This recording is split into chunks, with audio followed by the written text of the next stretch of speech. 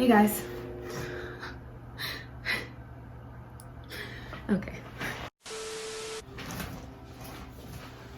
Hey guys, welcome back to my channel. My name is Morgan with an E, and today we are going to talk about why I chose physical medicine and rehab for my future specialty. And I'm gonna do my makeup because I have an interview today.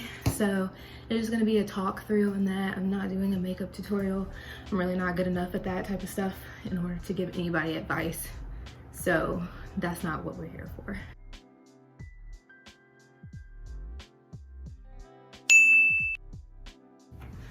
For some reason at 5:34 in the morning, the train is going crazy. The first thing I wanted to say is that physical medicine and rehab is kind of a specialty that a lot of people don't know about.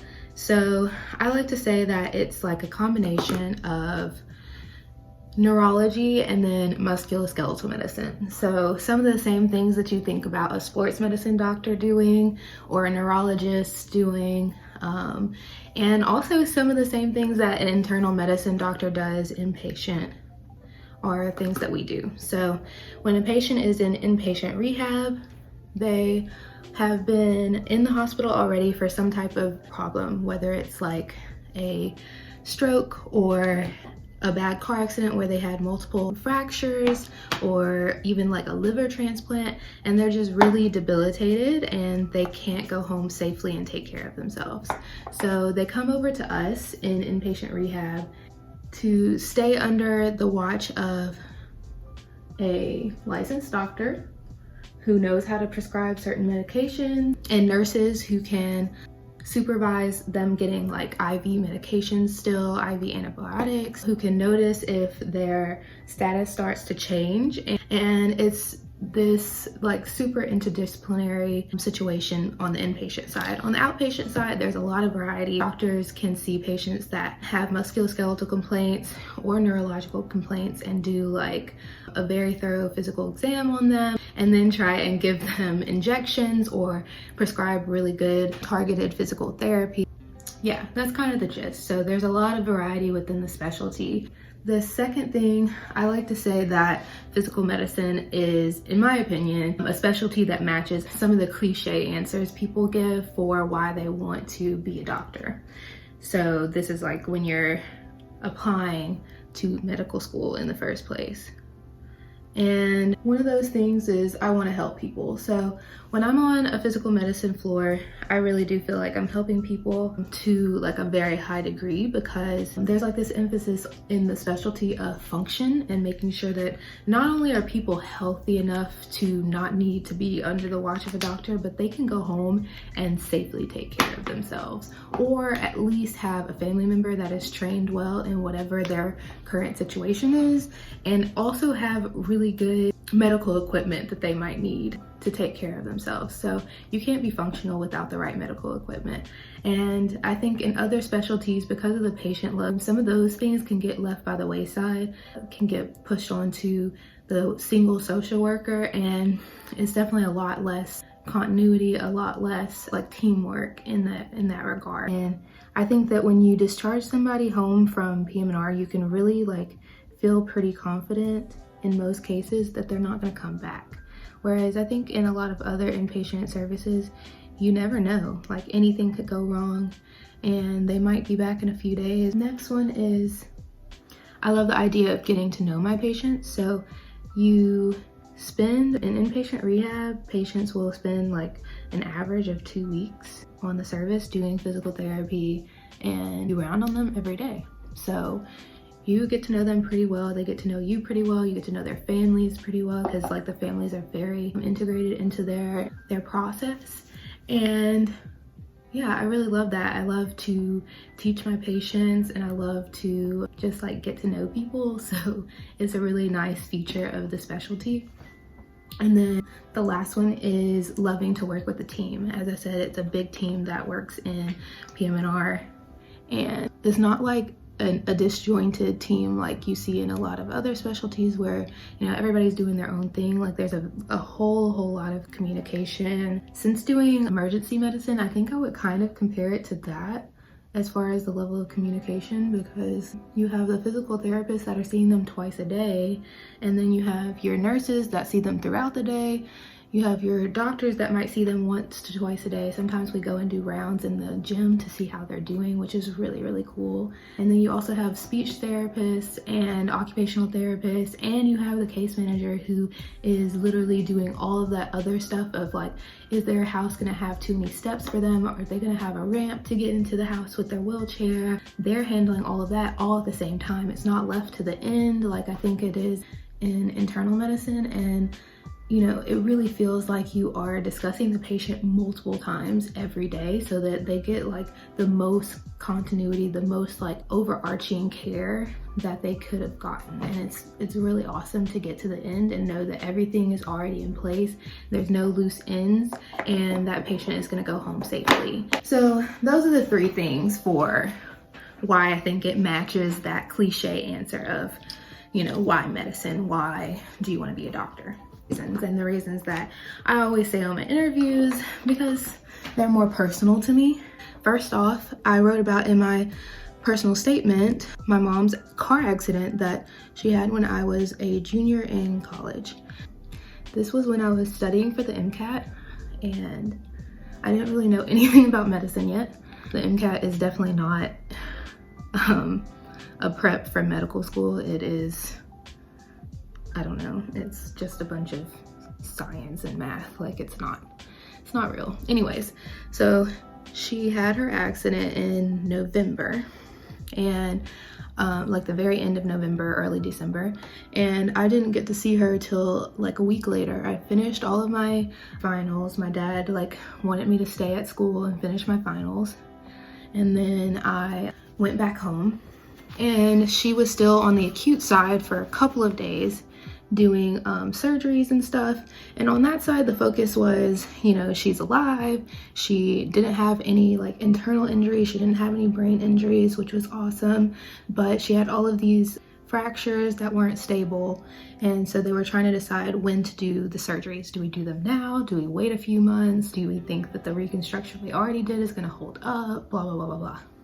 They weren't worried about how she was gonna get home, how she was gonna take care of herself, any of the physical therapy really. You know, physical therapy came early on, but they were just focused on, and rightfully so, focused on getting her out of bed and just moving her arms and legs so that they didn't get stiff.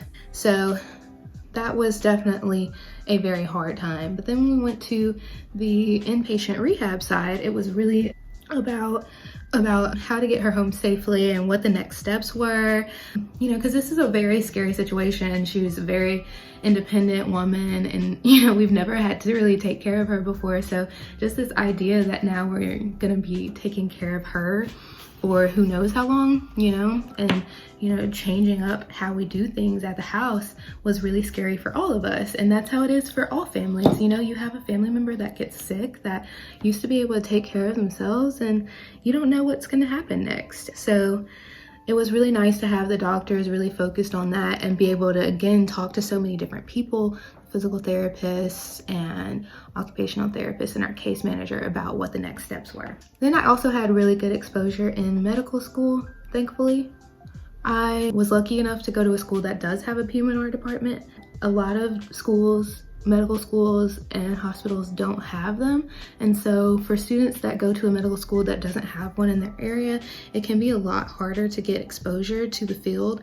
And that's one of the main things that they like emphasize during interviews is, you know, what rotations have you been able to do and how did those impact you? How do you feel like you are making a informed decision about the field? Because it is a very lesser known field generally, and people don't really know what physiatrists do. And I had mentors here who not only are great teachers, but they're also Black women.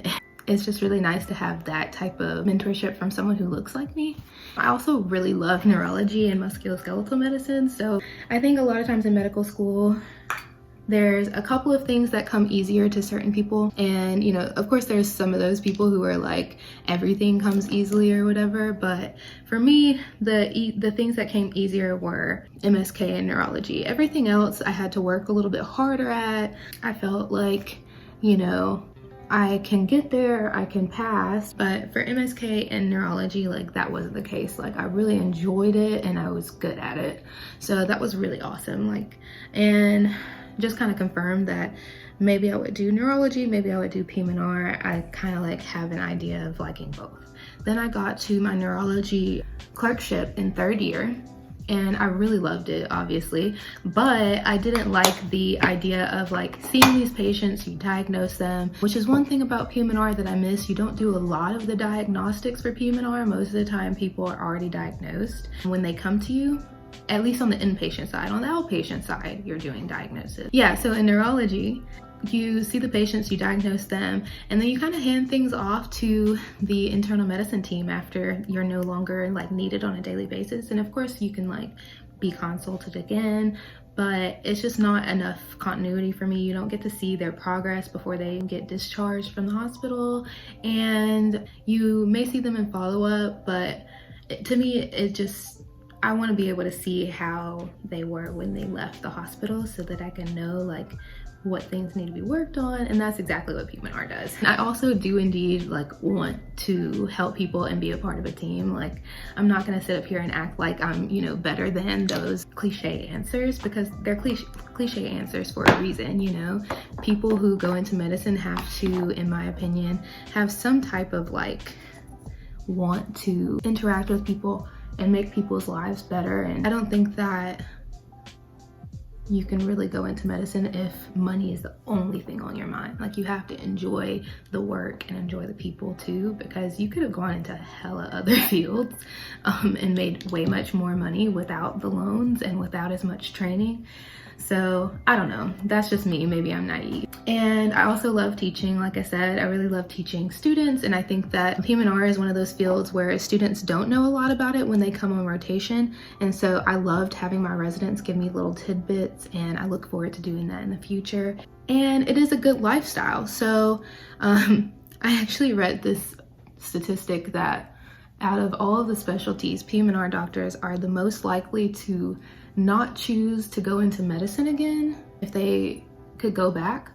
But if they had to choose medicine, they would choose their field again. And I think a lot of that has to do with, again, like seeing your patients really improve and feeling like you're making a difference, but also the fact that you are not spending your entire life in the hospital. You're training for residency, you have like very manageable hours. It's still, you know, it's still residency, so it's still a lot, but it's not to a point where you feel just completely out of it. You know, you're not going to be in the hospital as many hours as like an orthopedic surgery resident, right? I think on outpatient clinics usually start at 8 and end somewhere around 4 or 5.